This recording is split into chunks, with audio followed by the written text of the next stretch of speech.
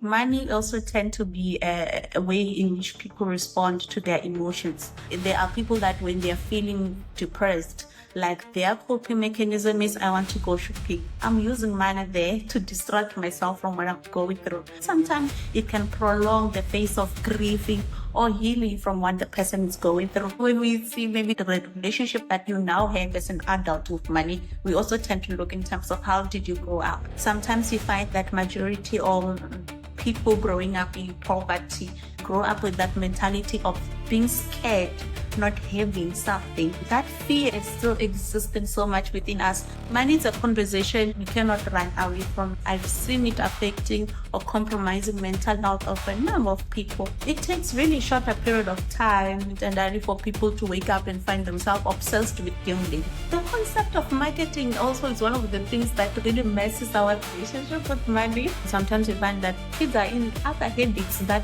you as a parent, you're maintaining, like smoking. Where do you think they get money for? Sometimes it's both, where maybe parents are not even starting early to ask them to be accountable. Your child, still calling out. So tell us, what do you do?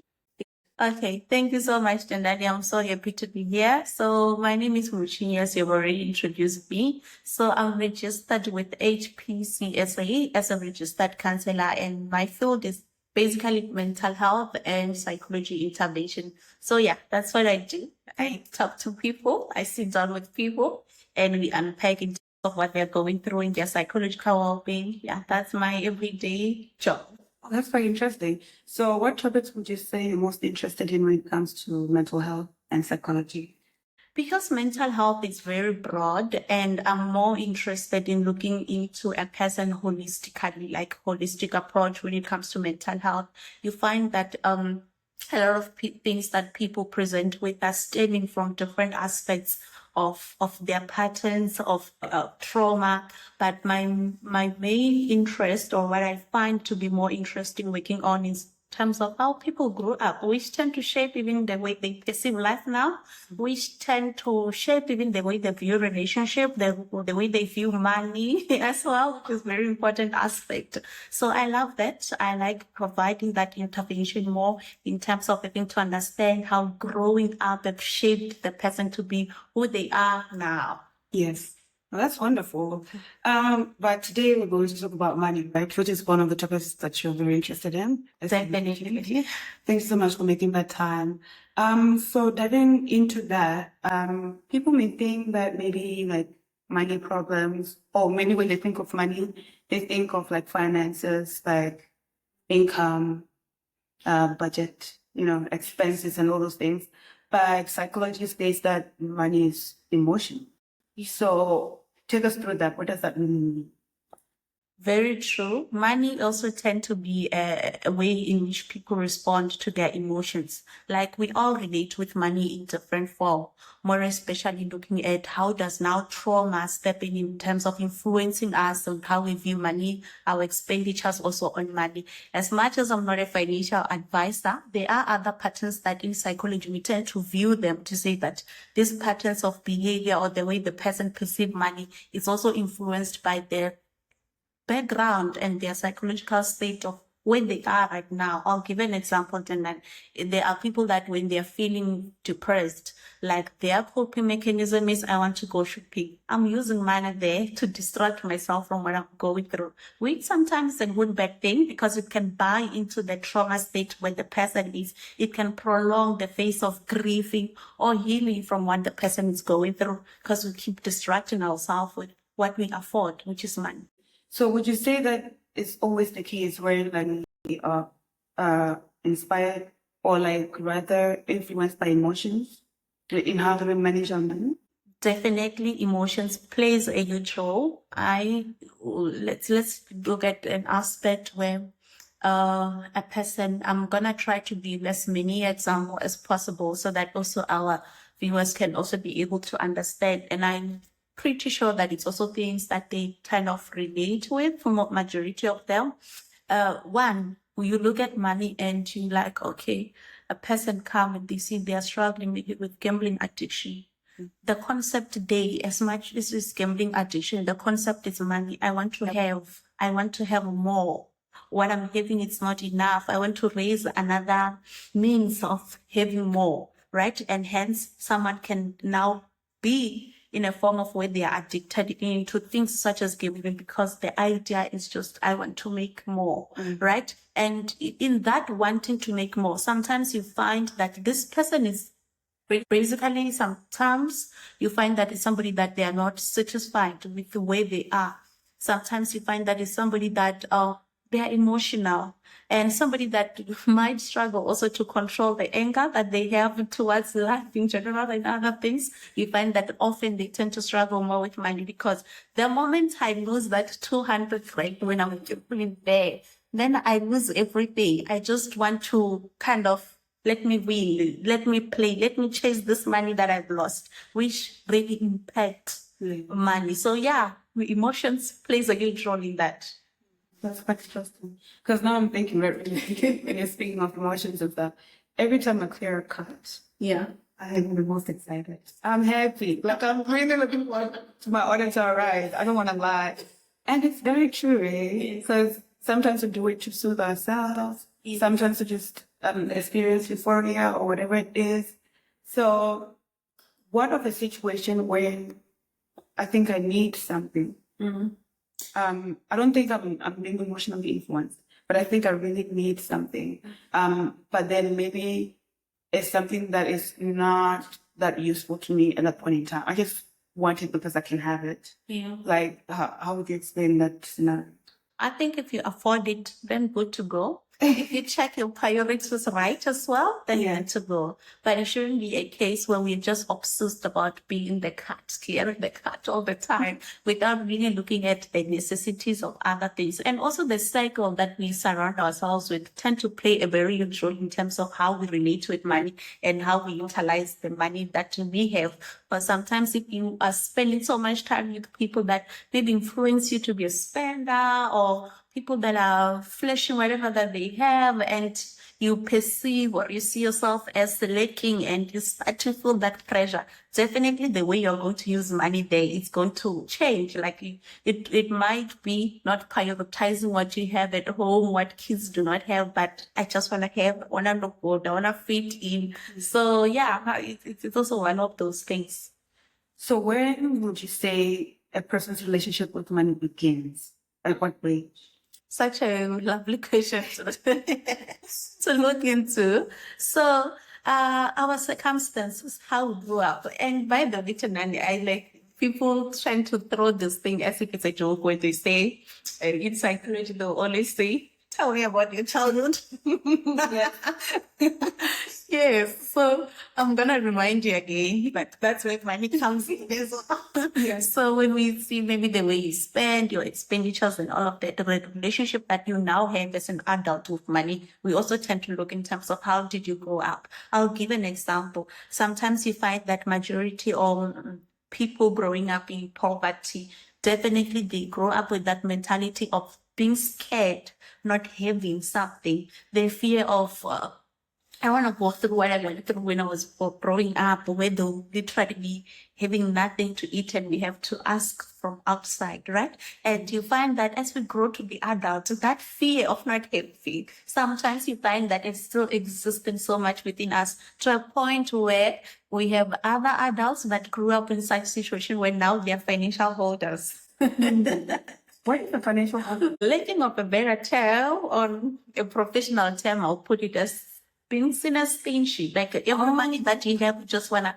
like save it. You know, that fear of I grew up not having. I grew up seeing my parents maybe asking or spending the night without really enough. Like that fear of not having, one might still grow with it. And now that they're adults, they can make financial means for themselves. They just want this money here. They don't want to spend it. They don't want to move it for anything. They just want to keep it because the fear is still within them of what if I use it and then tomorrow, you know, yeah.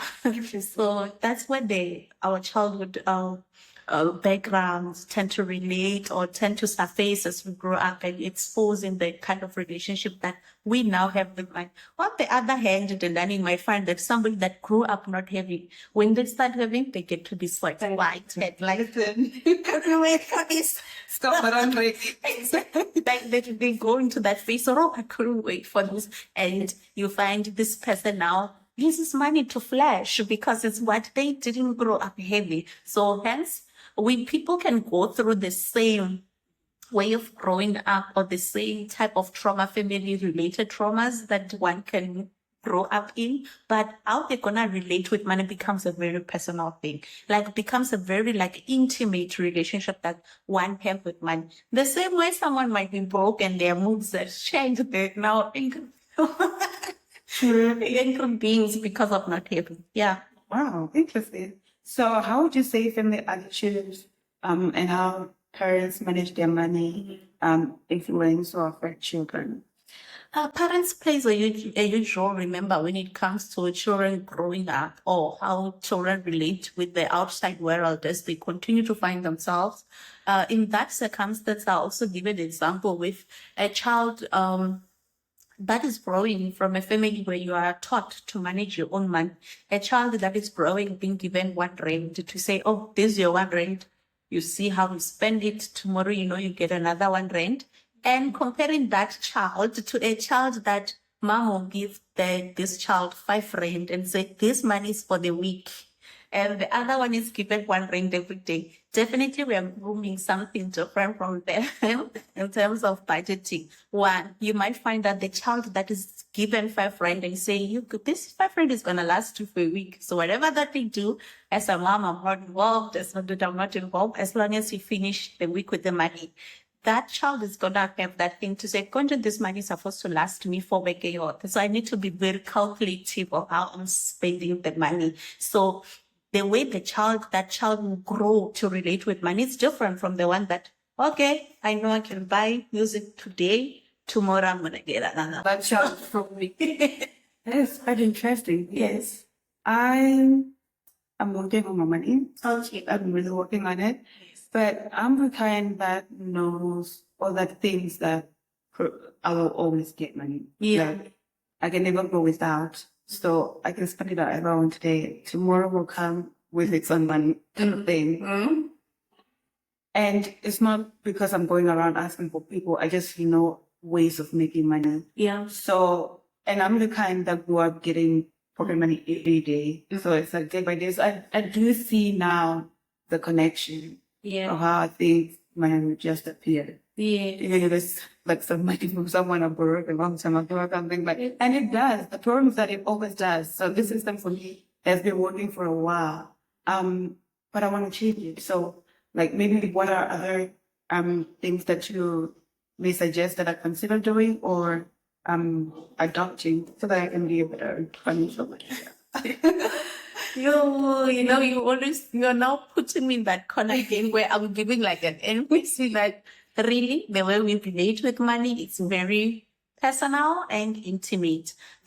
And would one say there is a perfect way, there is a better way, there is a correct way? Still difficult to tell. But what will speak is when the way we use money doesn't make you lack other things that are needs for you or compromise other people or other responsibilities that you have as an individual, right? Let me give an example as well. A person maybe in a circumstance or in a situation where they grew up knowing or understanding that I receive money every day. When that everyday receiving money is no longer taking place, maybe you are now in university, you are now being exposed to, okay, we'll send you money for groceries once in a month, or you rely on the funding structure that you might have where maybe it's a bursary and whatever. Your mentality also around money might tend to change. And somebody like that is used to having it every day, you might find that they're becoming more innovative in terms of strategies to say, this thing of waiting for it once in a month, it's not working for me. Then I want other means that I can establish to have it. So it's very different based on people. And for me, we don't have that general thing where we can say, this this is the right way. But it's for us to assess, to say, when this happens, then what's next? How do you now perceive life? How do you now do life going forward? You understand? Whereas maybe another one that knows that or grew up with the mentality that I receive it once in a month, even when I was home, my parents will give me 200 rand for the whole month. You might find that they develop that comfort with having money just once in a month. And maybe they can still stay in their comfort space of not wanting to establish other innovatives of how I can make money because they've grown to be comfortable with that. So things do change over time and people do change over time. So what can work is the same way as a parent. If you're raising children, they'll never be the same in terms of how they perceive money. Like if all of your children, maybe if you have 2 children that you give like money once in a month, their relationship and how they're handling money, it's not going to turn out the same way. But as a parent, look into that. And it helps to have people around you that tend to look and give their input in terms of, or insights, depending on what things that you're doing, where they can give advice and all of that. I think for me, that's where mentorship comes in strongly. I think as a young adult, you need really strong mentorship and you really need people around you that you can look into them and how they do life and be like, oh, can learn 1 or 2. Yeah. So basically what you're saying is that like there's no right or wrong way of looking at this concept or money management. And what I would make is see there's a problem.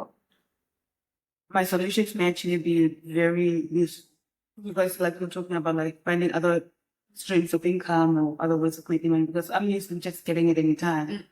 And it's quite good because it's another area of development that I managed to develop or work on because I had this need or this problem that I needed to solve. Yeah. So as long as maybe by the end of the day I'm able to sustain myself and achieve my goals, then whichever way is fine. Yes, and as long as you grow to be an adult, because you grew up like that, it's not bringing the entitlement. Because you remember now when you are young, you are getting it from uncle, maybe mom or dad. Sometimes you might find that a person now is growing into the entitlement of they should still give me, like they should still sustain what they taught. But if a person really grow to win themselves to a point where now I'm independent, I just need to find my various way of making it. I definitely do not see any problem with that. Our relationship with money should continue getting better and better each day. So it's just how we see it and how we shape us, who we are, how we think around it. And that for me sustain our mental health. Money is a conversation generally that we cannot run away from it. Because as much as we say we mental health or we preach mental health all the time, there are things we cannot run away from, which is a money topic, because I've seen it affecting or compromising mental health of a number of people. I can't be happy and I don't know what's going to happen tomorrow when my kids keep coming to me requesting for certain things that I cannot provide. Oh, that's powerful. So now I want us to get to the trauma part of it, right? Because many people talk about emotional trauma and all those things. But what about financial trauma? Well, what is it? And what does it entail? Yeah. Okay. So financial trauma is also unfold in different aspects, and I'll speak also looking at the type of life experiences, which is basically like experiences that I got to hear from sessions with other people, which is their lived life experiences. So sometimes you find people are going through their own money trauma based on what financial losses that they've gone through in their walks of life. I'll give an example. You're driving today, you buy yourself a new car. Before you know it, you have an accident and the insurance says, you exceeded the speed limit, so you're on your own, or you didn't have a seat belt, you are on your own. That person might find that they're going to spend the next 6 years or the next 5 years paying for that car that now they're no longer using, or that is off the road now, right? So that also, it's another form of financial trauma, because every time that SMS comes in the phone to show that money is deducted, I'm telling you, becomes a trigger to even remind you. Remember, you still now, it's the accident. Now is the finances. Now is the monthly trigger of watching that money that you're working for going each and every day. So that's where sometimes financial traumas comes in as well, based on the things that we've gone through in life that implicates our finances so much. And yeah, it's one of those things. Sometimes you find that I can't even afford to get a new car now. You know, when I see other cars, to me, it's not just a car, but it's a reminder to say, you know, I used to drive, for example, a red VW. Like when I see a red VW again, like it's bringing that financial trauma to say, you know, what have I done to myself? Wow. How can an individual deal with such a trauma? I mean, especially if it's something that you still need to endure because you have no other way that just pay for it. Yeah. Right? And then as you're going through that, how can one heal basically, or just manage to go through that experience with less resentment or hurt and things like that? A process indeed doesn't happen in a day. And depending on putting aside the example that I gave to Nani, we also have situations where one make financial decisions, one make emotional decisions as well. For an example, I wake up today and then I apply for a bond and I get approved, but only to find that there are certain things also that I cannot be able to sustain, which is day-to-day things, or when all money is gone out, then I'm left with nothing. Because sometimes we find that people are comfortable, or we get comfortable with the idea of affording, which is very broad, because someone might say affording because they're affording the loan, and they might get approved or they get that approval, but you find there are still other things that will still need money from them, which they cannot really be able to put together and survive like before. So sometimes in a person that is trying to heal or deal with the financial implications that they find themselves in, financial related traumas, it's deeper than just saying, sure, I shouldn't do that anymore. But it should be in effect that, is it habit you're supposed to change? Is it you taking emotional decision that you're supposed to change? Is it you buying things you do not afford because you're trying to fit in somewhere, or you're trying to show that I'm now successful? You know, all those type of things. So it's deeper, and I think it's a matter of remedying situations like this. Also need one to come with who they are, like the experiences, what they're going through, what might have influenced certain things when they find themselves in a situation where they do that. Because it wouldn't be in an accident example that I gave. It wouldn't be just, oh, you must drive safe, or now I'm gonna try to avoid being triggered. It's deeper than that. And we heal differently. Yeah. And our process in healing, the approaches that even therapists will take, they definitely vary. Which approach do you normally take if you're willing to share? I think I'm just a person-centered approach. But I love that actually. So person-centered too. And for me, I found it to be working for my years in the field. I must say also my supervisor in practicals used to like, she used to like person-centered so much, but it gives that room to understand a person as an individual.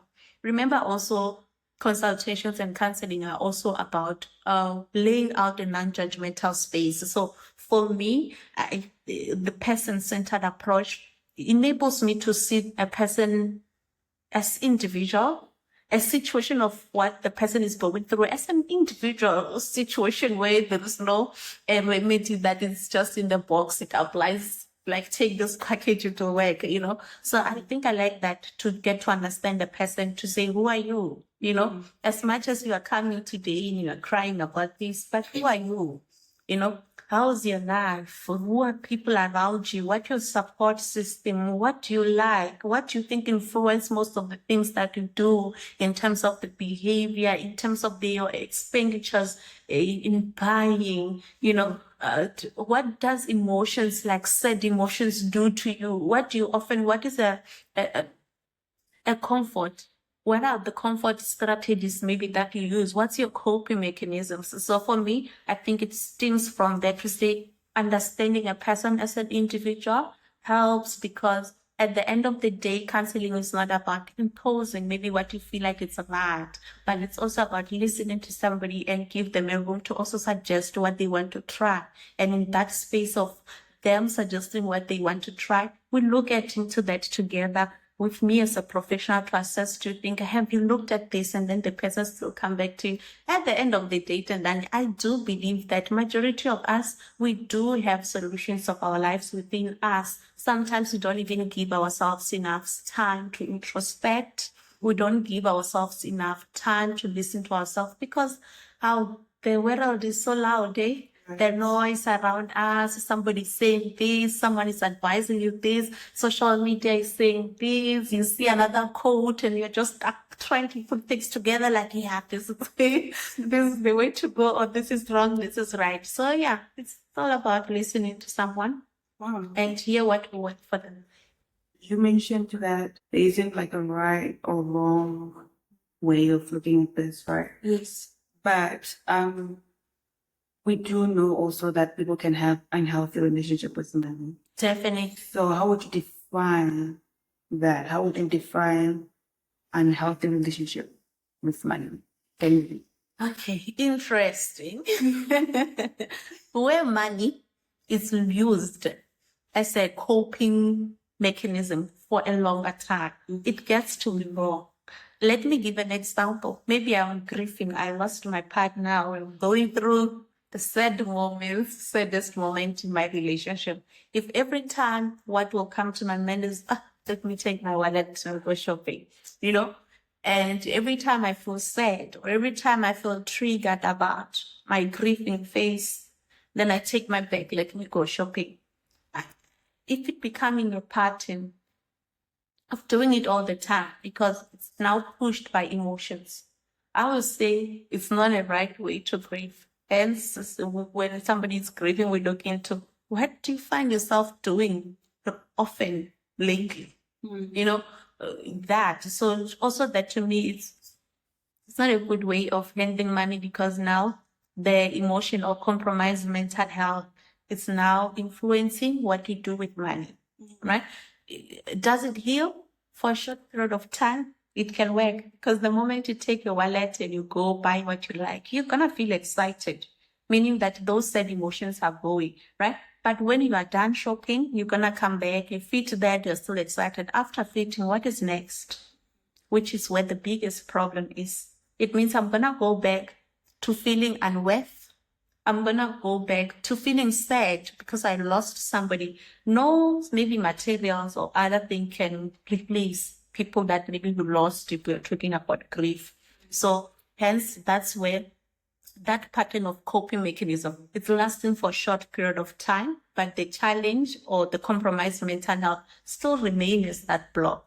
Taking it again back to using money maybe to buy alcohol because I have such a problem, right? I'm gonna go, I can afford the alcohol, I'm gonna drink, I'm gonna get drunk.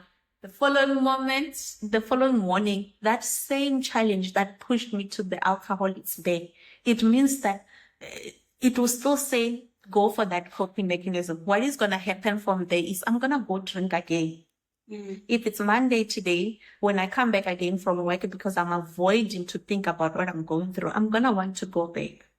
Then I go to drink again. I wake up the following day. It's now Wednesday. That same problem is still there. When it still comes into my mind, the only thing that I'm going to think of, if alcohol is now a coping mechanism, I'm going to think of taking one or two again. Before you know it, you're falling into a habit where you are using alcohol. Maybe it's a coping mechanism, which is not a good thing.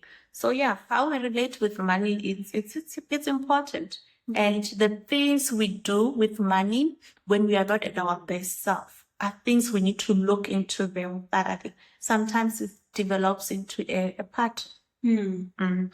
So, you mentioned using money as a coping mechanism, right? Yes. Now I'm thinking of high risk behaviors like gambling and stuff. Would you say that's also like an unhealthy relationship with money? Not for Yes. someone who's mainly doing it for entertainment, maybe like, I mean, I get you. I get you. Remember when we speak of gambling, there is responsible gambling and there is irresponsible gambling, right? So sometimes, and how does irresponsible gambling start? It starts really small. It's like, doing this, I can manage my things. No, I only use 50 rand. No, I only use 100 rand. And you're not feeling that it's a pocket damage because, it's just 50 rand. It's just 100 rand, right? And before you know it, sometimes other people, like I said, they get to be so emotional that they chase their losses. Like it gets to that to say, oh, so I lost my 100 rand yesterday, and the other day I lost my 100 rand. Now I must get it back. So it can get to be that, and it takes really short a period of time, and only for people to wake up and find themselves obsessed with gambling because it's that small. It might be just 50 rand today, and I'm still convinced I'm a responsible gambler. As time goes, it also means the amount that I'm gambling with, it's increasing. And as time goes, now my pocket can start feeling that amount. If I perceive 100 rand, no, it's just 100 rand. It grows to now being 1,000, which my pocket can feel to say, oh, okay, you took out 1,000. Yeah. Now I can see there that, the zeros. There's a huge change on the zeros. So it grows like that. And if a person cannot sometimes manage then chasing the losses of money that they've lost or anger that they have within the process of them losing and winning, and the obsession grows, remember? What I'm doing now, I get used to it. I want to do it tomorrow. I want to do it again the following day. Yeah. And then it gets out of the head. So I was talking to my sister-in-law this morning, and we were talking about money and all those things. And she also mentioned about like people who would like usually give their last money to someone else, not really thinking for themselves. Yeah. In that situation, if someone does that more often, they always give their all. Yeah. And then they're left with nothing. Would you categorize that as unhealthy relationship with money? Sometimes it's a personality issue. We do have people that have a trend of being allowing to a point where the boundaries sometimes are not there, and then that thing of someone comes and says, "Can you please help me?" Then I raise my hands. Then I give in. So we do have people like that they tend to be so allowing. And because of that trend of being allowing, now it's resulting into having a poor relationship with money. Because now, if you come to me and you're asking for money, then the only thing that I feel is I'm feeling sad or I'm feeling bad because I didn't help you. Then I take my last money. It means somewhere, somehow, it's going to come back to me. And I will be the one to feel it, to say, I would have been buying myself this and that, but I do not have. Because we don't often have somebody that will say, oh, this is my money and this is my money that I will give whoever that will ask me. Like, we don't have a budget, majority of us, that caters for that. Often when you come to me and you say you're asking for money, I might give you money because it's maybe my pocket money for the month that is remaining. I've bought other things. I still feel like even if I give you this, I can still be able to survive. So imagine if you are now allowing a person you're an allowing person, you can't even say no. It means you might even take money that is supposed to go to other aspects and you procrastinate to say, no, it's okay. Let me give this person. I'll see it later. Before you know it, your relationship with money is compromised because of a trade of allowing, which you have. That's interesting. And also, some of the habits that we have, we kind of inherited them, right, from our parents. Yes. So even the money issue goes generationally. Exactly. Why do you think that happens? Where we come from. It's going back to our favorite thing. Who raised us?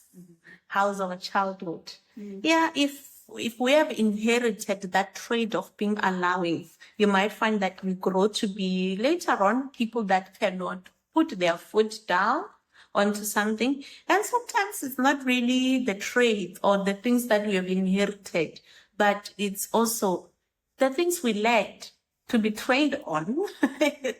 It's okay to say no, but to always feel confident to say no to maybe people that are close to us. And at some point, you find that the circle, like the family where you come from, sometimes you find you are surrounded by people that are purely manipulative to a point where if you do not give what they're asking for or what they want, it's like there'll be those comments that will come that will make you feel like you're not helpful enough or you're not all those type of things. So who's around us is also very important. And if the lessons we have learned, we're taught to put boundaries from a younger age, that also chips in. What have we learned also from home? Because mind you, they are, for an example, that excitement, this, I want to talk about it. There is this excitement of, I have money now, right? And when that money comes in, it's like, I can't even sleep up until it's finished. The moment the SMS clicks to say the notification to say the money is in, you find the mood and everything changing. And now I'm a happy person. I can't even sit down. The car will be on the way throughout. And only when now I don't have it, like I go back to the real me. The one you used to. Yes, back to the me that everyone knows. Sometimes it's also learned behavior. You might find that you worry, when it's Monday and at home. Oh, yeah. Yes. KFC. Exactly. We do this and that. What's next? Thank you. And that sometimes can happen aggressively. It's okay when you have money to buy the things you need, but there are people that they tend to, when they have money, they do it aggressively, like everything. One is okay, yeah? Like budget not being in place. So sometimes it's really learned behavior of what type of family did you grow up in? What did you grow up witnessing? What did it shape in you as an individual? Yeah. Are you also gonna continue the same thing of when money's in, we are all happy and we just get to do this, and that, and we relax, so it's now finished. Yeah, right? Because also sometimes people change after leaving rock bottom. Yes. Or experiencing a very difficult situation, and then they realize that, okay, maybe this route is no longer working for me, I'm going to change. So I think it's quite interesting and beautiful that we have this conversation, because maybe at least somewhere it will land. Yeah. And then people may actually wake up. Yeah, and confidence and money. Yes. Confidence and money, and then you're like, how do you feel? How do you feel when you don't have it? Yes. Are you gonna feel all down? Are you gonna feel shy? Are you gonna feel less of a lady or less of a man? So we do have also people that tend to boost their confidence based on what they have. And at some point, it's not really about people know your bank balance, but it will be about the things that I would do when I'm around people and I have money. And that's like my way of building the confidence. Wow. So when it comes to this issue, what would you say are the myths that maybe we grew up believing that we probably still believe now in childhood? Flashing.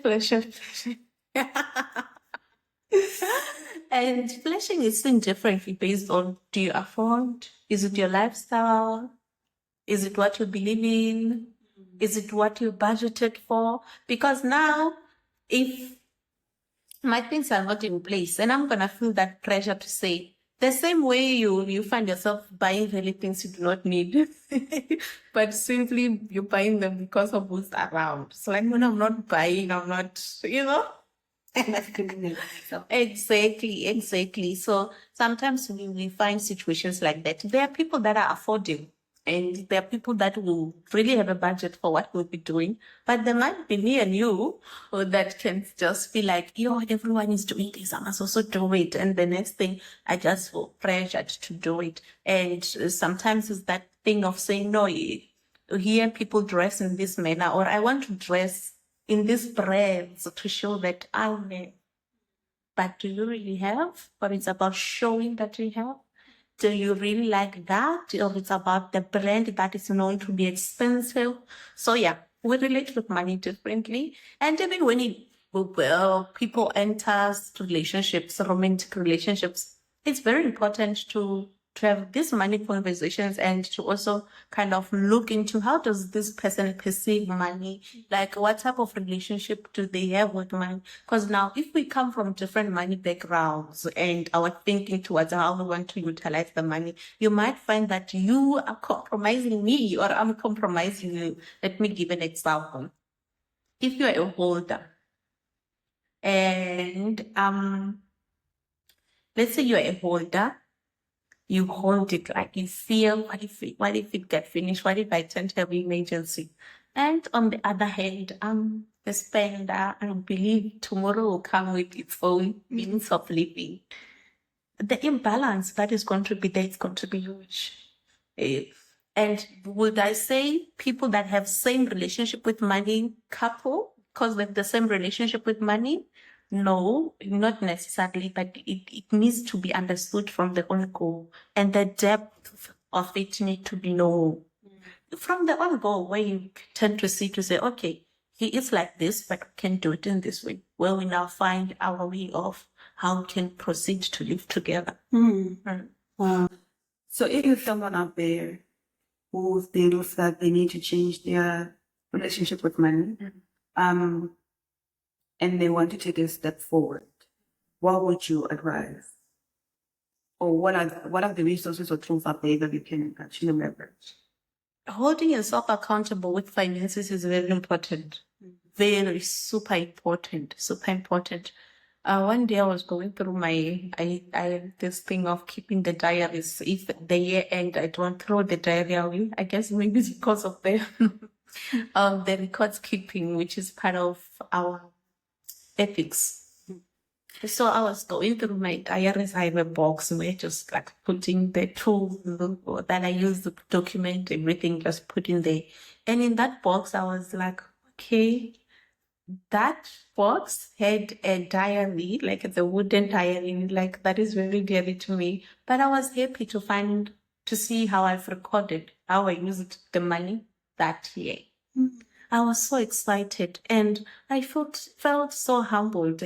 And I was like, oh, so I was able to, and majority of us, we do not document. Majority of people, we find they're not accountable in terms of their finances. So with me, which is a personal experience, I think I'm very grateful of people that I grew up around. I'm very grateful of growing up exposed to having and not having, because I think in my childhood was just an imbalance where from my dad's side there was having and from my mom's side there is not having. So yeah, when you grow up in that side, you are being exposed to the next aspect, which is a different aspect or different exposure in terms of money. And when you come to this side, okay, there is, so that having and not having, I think it played a huge role, I think, for me. So, and as I grew up to be a young adult, also I was surrounded by people that really had a strong and a strict relationship with money that will also tell me, you can't just be spending, you need to do this, you need to save, you need to do this and that. So when I started doing that, writing in the diary, which I found sort of a journal, not really a diary, which I later on found and I was like going through it. And I felt excited because that was sort of a culture that I then continued to establish. Like I write down even the most tiniest things. Like I'll have a part where I'll say money expected, which is like money that I'm expecting that I will get throughout that month. That's to include like the salary and other source or means of money and the budget that I have. Okay, this is what I want to do. And mind you, the budget changes each and every month or each and every day because of what is advancing. And apart from that, you have those expenses that remains like that, like your car insurance, this and that you just know that they are fixed. So yeah, it starts from you being accountable with your own money. Like be accountable with your own money. If we can write down, do that. Like I said, I'm not a financial advisor. I'm not in any field, money related field of accounting, but I'm in psychology. And I think for me, it's also accountability. It's also one of those things to say, am I just comfortable doing some things that I do not understand? Am I comfortable just going through life without reflecting on, is it working for me? Where am I financially as well? So if you want to start it alone, start being accountable. Like get yourself a journal. For me, I found it to be working. And maybe I'm traditional, but we do have smartphones now where you can even like save or document on your phone what you're doing with money and look into that. Sometimes we do have subscriptions that we even forgot what we subscribed for. And those we find there's still things that we're continuing to pay.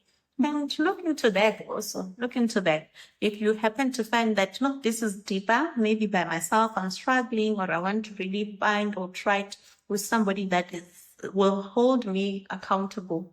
I have financial advisors also that help you to draft like a budget. And I think in one of those things that I've learned is that budget changes every time. Like you need to throw like literally a new one each and every month. Because now you have this month that maybe the following month they might not be happening. Yeah. So keeping it standard sometimes does kill us. And if you feel like your money relationship is related or it's stemming from traumas that you might have experienced growing up or being exposed to, definitely you need to approach it from an angle of psychology. Because that was going to be my next question, right? Because we do know about budgeting and like expense tracking and things like that. But there are some people that may say, I tried it, it doesn't work for me, I can't do it.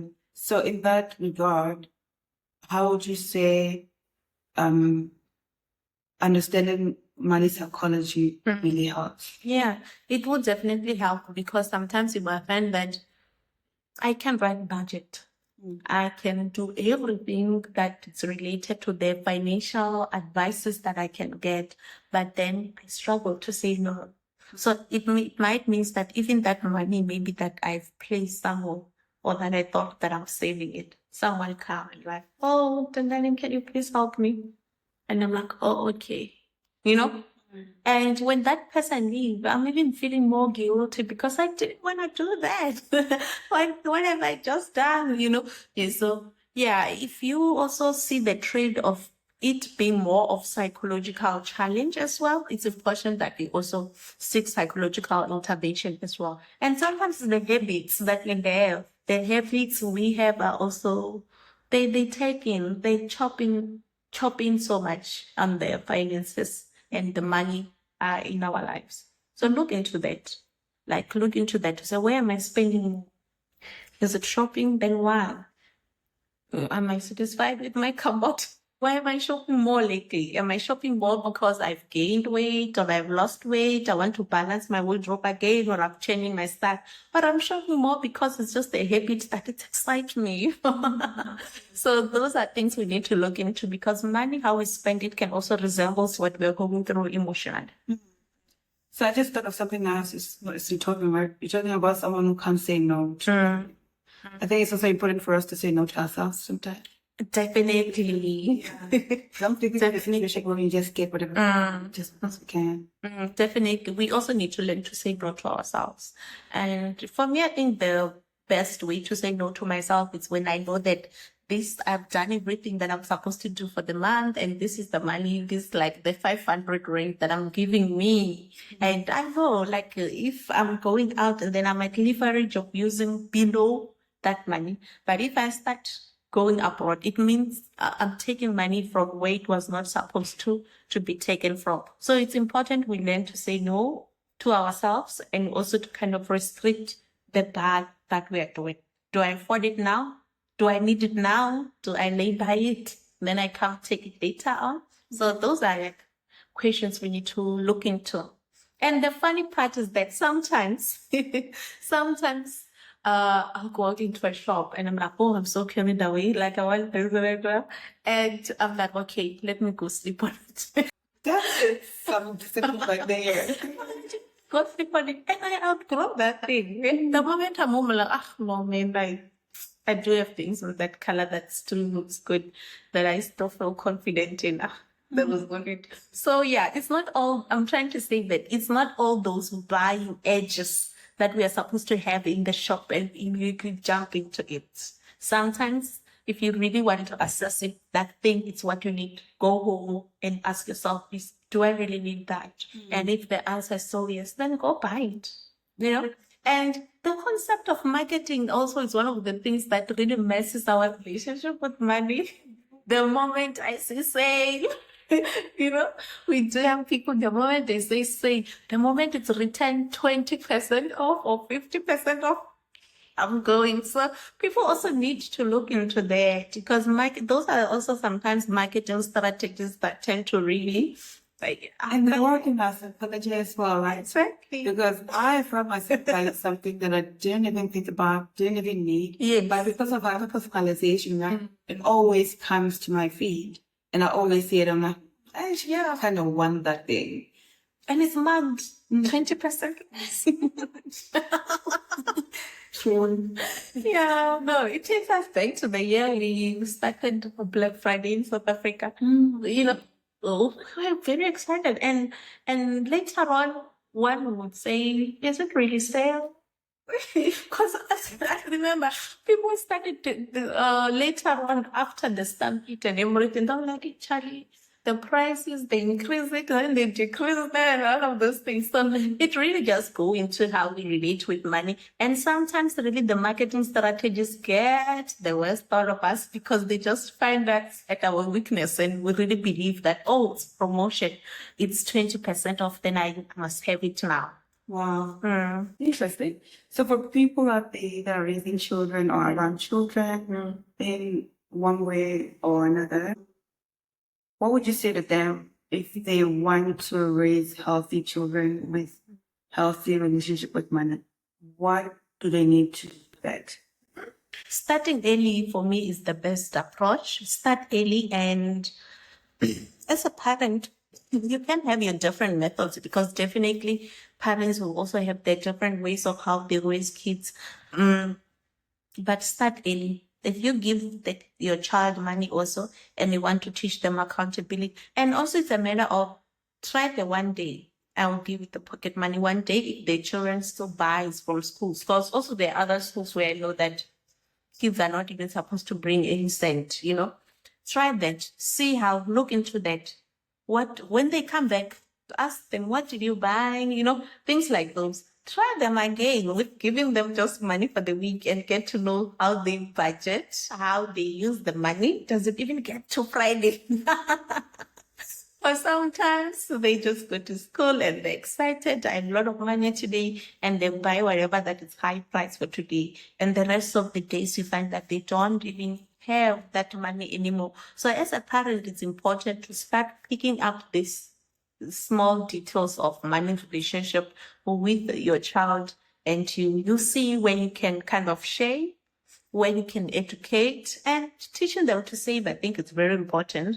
I see most parents having this money tins where children put money in there, and I've once heard of this mom the other time. She was saying that no, my kids know that if they put this certain amount of money, by the end of the year, they have that amount of money, they manage to sustain that discipline. December, and then I double what they have, So for them, that excitement to say, if it's 10 rand, then I'm going to have 20 rand. Like it encourages them to even save more. So those are type of reinforcement behaviors that also parent can establish within the families as a way to teach children to handle money, to teach children the culture of saving money, because it's not easy learning it as an adult. You reminded me of a friend that I had who once told me that even in her family as well, they will sit down with the salary, the money that she was to show. Yeah. And then they will show that this money, this is how much we have right now. This goes to this, and this goes to this. Yeah. And this is what we're left with. So with what we're left with, this is what you're gonna. Yeah. So you just decide how to spend it. And I thought that was a very good idea because I think it also doesn't give her the opportunity to be entitled because she doesn't think that we have a lot of money at home because she gets whatever she wants. Yeah. She understands that no, the money is limited. And with this limitation, this is what we do with it. And now thinking about it, there are maybe parents that may be out there thinking that, oh, my children are so entitled, they just think that I'm rich or whatever. Yeah. Yeah. This is not the only way that they can go about it, right? So what are other ways or methods do you think that parents can actually influence and inspire and continue to encourage their children to see things as they are? Wonderful. In families, also remember money is handled differently. Yes. Sometimes, depending on the type of relationship that a parent has with their children, you find that also there are those parents that will say, the kids that will know that this is what mom makes or this is what mom have, to a point where you even hear the child themselves say, no, it's expensive. Because mom was transparent based on the things that they afford and they cannot afford. Sometimes not entirely like disclosing to say, I get paid 10 rand, but just having a way where the child know that we don't just spend or we don't just point things and we say we want this. There'll be days where mom will say, I do not have, or no, we didn't budget for this. You know, those small no that you bring in between in the shops where the child can jump, you're like, I want this, I want this, I want this, I want this. Then sometimes they just throw it, oh, you can have what you want. So it's also another thing, that transparency around affording and not being able to afford. It's important to be closer to children. And it's important also for me, for parents also to be able to allow kids to know them to a certain level. The same way as a parents we want to know our children. I think that makes parenting much better, depending on the type of kids you're raising. Much better, because now there will be things they wouldn't do. Not because I'm saying no, but because they know that, for an example, how groceries being used at home, it speaks a lot to the transparency of finances within the family, to the understanding that children have towards what can be afforded and what cannot be afforded. There are those kids that the moment 60 eggs are bought at home, everyone just wanna have eggs every day, like, fry, boil as they want. But there will be those kids that will know that no, if mom bought or if dad bought these eggs, 60 eggs, they are for a month, So it's also the family relations. As parents, as adults or raising kids, are you sitting the children down and explaining to them affording and not affording? So I have a nephew. I don't live with him, so I don't know maybe how it's being parented and things like that. Yeah. But there was this one time he came to visit me with his other two brothers. So we went to the mall, and then I was running errands with them. And then I remember seeing a shop. I don't remember if it was Deers or whatever. And I'm thinking ice cream, right? And I'm thinking the kids. Yeah. I thought, right? Yes. So I asked, I was like, do you guys want ice cream? Should I get you ice cream? And he said, oh, we have ice cream at home. We just bought groceries yesterday, or like the day before that day. And I bought them a tub of ice cream. And he was just reminding me that, but we have ice cream at home. And I'm like, this kid is smarter than I am, right? So I was so impressed. I don't want to lie. Yes, like why do we need it now? Because we are in the mall and we do have it at home. Is it because we are in the mall? It's all those type of things. And I think it's also nice to raise kids or to be around kids also that are very considerate in terms of certain things. I am telling you, even adults will get carried away saying, no, I want to touch now. They really kids that are considerable, also around finances and spending. They make parenting easy. Imagine now the child is just crying in the mall or their mood. You know, teenagers, the mood of a teenager is just changing when you're in the mall. And you can definitely tell from the facial expressions to say, you're not understanding my no, whether the whole mood is just changing because we cannot buy certain things for them. I think it really put parents not in a nicer situation around. That is so true. Yes. So, if there's something that you would want the families to know about the psychology of money, even if it's one thing that you want to reiterate or anything like that, what would it be? Teach them young, number one.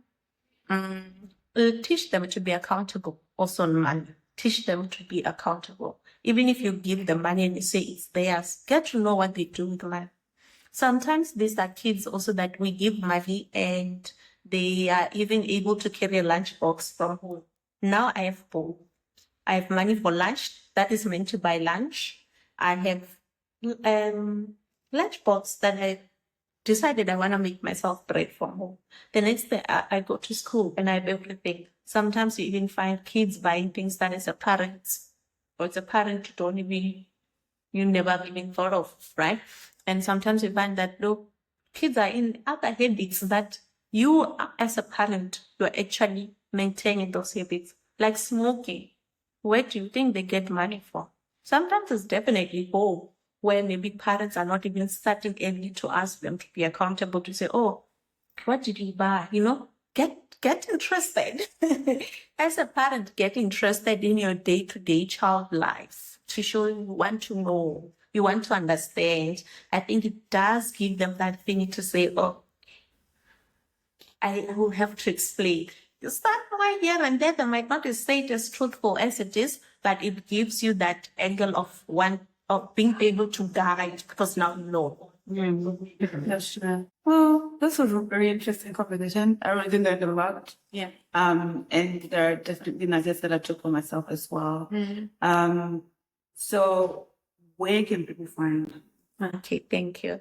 So I run a private practice as well, a psychological intervention practice, and people can be able to get hold of me on the numbers that I'm going to read out, which is 082-6588-189. And the nicer part about the practice that I'm running is also that I do telehelp, so we don't necessarily have to be in the same area with me. Technology is really coming in through us, where we can just schedule a team session or telephone call session and we take it from there.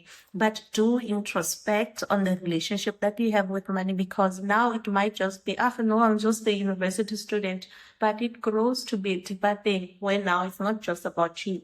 You're now someone's partner, you're someone's wife, you're someone's husband, and how you relate with money is poor. It grows to now you're a father or you're a mother, and you even have dependents. So yeah, so it's nice for us to introspect and kind of check the things that we want to cut or that we want to work on. We never stop really working on ourselves. It's a daily thing where we keep learning and uplearning. Sure. Do you only work with relationship with money or?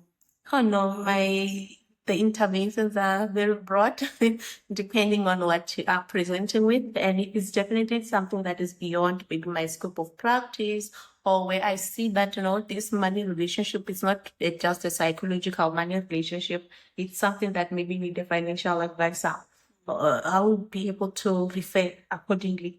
But if also you are having any challenge that is psychological related, despite the money relationship, how you relate with it as well, feel free to contact me and we see a way forward from there. Thank you, Mushini. This was very fruitful and wonderful. Thank you for your time, your insight and knowledge. And I'm really sure that maybe there are some people at home that got help today or got to discover that they probably do not have the help relationship with money. And at least you gave them tools to work on that. So thank you so much. Thank you. Thank you also for making efforts for this to take place. I think I enjoyed the conversation, and I loved being here. Hoping we do it again, looking at other aspects that relates to psychology. Not perfect, just present, not afraid to begin.